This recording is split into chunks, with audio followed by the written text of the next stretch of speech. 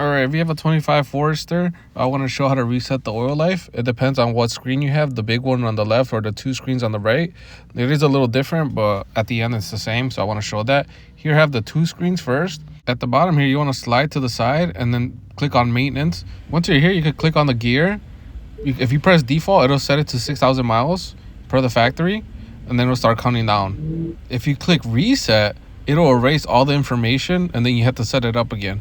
So don't press reset. You could also click on the gear, click on here where it says distance, and set up your own amount that you want to be reminded. Or you could just take it all off by resetting it, because that's how the car usually comes.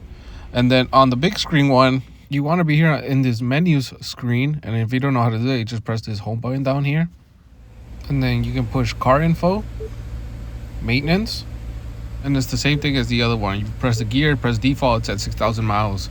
If you press reset, it erases all the information. And if you press notification distance, you can put your own mileage. Now there's another option up here that says auto, right up there where it says engine oil at the top of it. It says auto or manual. If you press auto, you have to actually pay for that. It's a Subaru subscription, and I guess it just automatically tells you when you need your maintenance. So hopefully this helps you out.